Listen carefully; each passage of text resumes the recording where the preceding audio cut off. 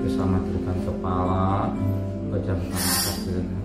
Bapa yang bersama dengan kerajaan surga, pada pagi yang cerah dan kami utamakan Engkau di atas segala-galanya. Kami mengadakan mesbah keluarga, mesbah pribadi, kami naikkan pujian dan penyembahan, dan kami rindu juga untuk dengarkan renungan firman-Mu, dan kami juga boleh menaikkan doa syafaat kepada Tuhan. Lewat renungan firman-Mu boleh memberikan pencerikan mata rohani kami. Terima kasih Bapa di surga, dalam satu doa. Amin. Shalom. Pagi, mari sama-sama kita akan membuka firman Tuhan Lukas pasal 17. Lukas pasal 17 ayat 7 sampai ayat yang ke-10. Tuan dan hamba, siapa antara kamu yang mempunyai seorang hamba yang membaca atau mengembalikan ternak baginya akan berkata pada hamba itu setelah ia pulang dari ladang, mari segera makan? Bukankah sebaliknya ia akan berkata kepada hamba itu, sediakanlah makananku, ikatlah pinggangmu dan lain aku sampai selesai aku makan dan minum, dan sudah engkau boleh makan dan minum. Adakah ia berterima kasih pada hamba itu karena hamba itu telah melakukan apa yang ditugaskan kepadanya? Demikian juga kamu, apabila kamu telah melakukan segala sesuatu yang ditugaskan kepada, hendaklah kamu berkata, kami ada hamba-hamba yang tidak berguna. Kami hanya melakukan apa yang kami harus lakukan. Kita perhatikan firman Tuhan sangat baik sekali dan pengertian Tuhan dan hamba. Nama hamba, ternyata hamba itu menyadari bahwa dia punya hak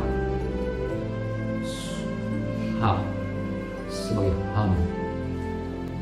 Dia tidak punya hak pembelaan, dia hanya menyerah apa yang jadi tugas-tugasnya. Tapi yang sangat menarik, hamba itu tidak mengeluh. Hamba itu tidak mengeluh dengan pengertian tidak bersungut-sungut. Hamba itu mempunyai milik hati yang rendah hati. Yang ketiga, hamba itu bertanggung jawab. Di mana dikatakan firman Allah bahwa hamba itu tidak bersungut-sungut dan hamba itu rendah hati dan hamba itu tanggung jawab. Buktinya pada ayat 7 dan 8. Secara tubuh dia capek, baru pulang dengan tubuh yang lelah. Ternyata dia harus menyediakan makanan buat majikan. Dan sangat menarik, ternyata dia tidak bersungguh-sungguh. Dia langsung melayani hambanya. Yang kedua dikatakan dia rendah hati. Dia merasa dirinya, dia berkata, kami adalah hamba-hamba yang tidak berguna. Sebagaimana ayat 9, adakah ia berterima kasih pada hamba itu karena hamba itu telah melakukan apa yang ditugaskan kepadanya? Dia sadar bahwa dia rendah hati. Dia tidak minta pujian, dia tidak minta terima kasih dari tuannya. Dia tahu siapa dirinya. Dia menyadari ada sikap yang sangat yang ketiga, dia bertanggung jawab akan tugas yang diberikannya. Dia bertanggung jawab akan tugas yang diberikan kepadanya. Dia tidak bersungut-sungut, dengan sikap rendah hati dan penuh tanggung jawab. Di mana kata dia bertanggung jawab, kami adalah hamba-hamba yang tidak berguna. Kami hanya melakukan apa yang harus kami lakukan. Dia menyadari bahwa dia hamba yang tidak berguna. Demikian juga hidup kita. Kalau hari ini kita masih bernapas, kalau hari ini kita sempat untuk melayani Tuhan selama masih ada kesempatan. Bukan sikap yang tidak baik, tapi sikap yang rendah. Yang sangat menarik. Setelah Tuhan yang makan, saya tahu pasti banyak makanan yang sisa. Ingat, Tuhan itu makanannya banyak. Masih banyak sisanya digunakan semua buat buat hambanya. hati yang kita mau dengar daripada Tuhan, kita mau memperhatikan pekerjaan Tuhan. Bicara perkara materi, dia siapkan.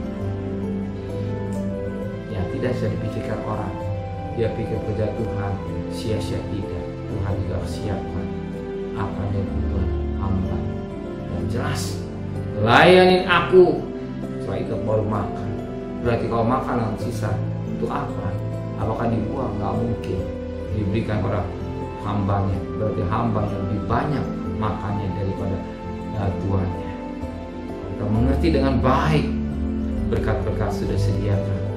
Kita menjadi hamba-hamba Allah yang selalu melayani Tuhan, menyenangkan hatinya, menyenangkan hati Bapa.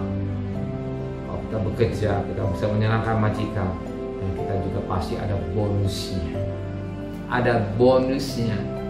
Kita tahu sebuah besok, lusa, ya katakanlah lusa kita akan masuk tahun yang baru. Pasti tahun akhir tahunnya ada bonus-bonus yang diberikan oleh majikan kepada kita. Kenapa? Karena kita menyenangkan hati majikan. Amin. Benar Bapa di surga, kami belajar menjadi hamba yang bertanggung jawab, hamba yang rendah hati, hamba yang tidak bersungguh-sungguh. Biar kami memiliki hati yang sedemikian rupa.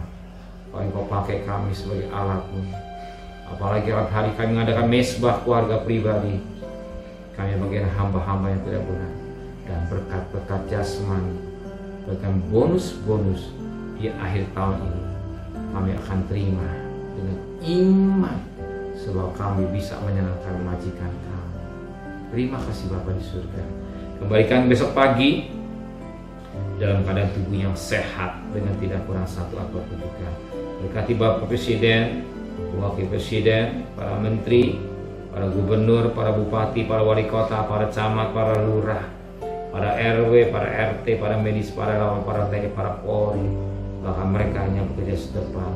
Kau pelihara mereka, pelihara keluarganya, dan belas kasihan-Mu terjadi buat bangsa kami Indonesia. Pandemi roba menjadi endemi, bahkan juga Tuhan yang meninggal semakin habis, yang sembuh semakin banyak, dan ekonomi kami tetap tegak kuat karena Tuhan menyayangi bangsa kami Indonesia.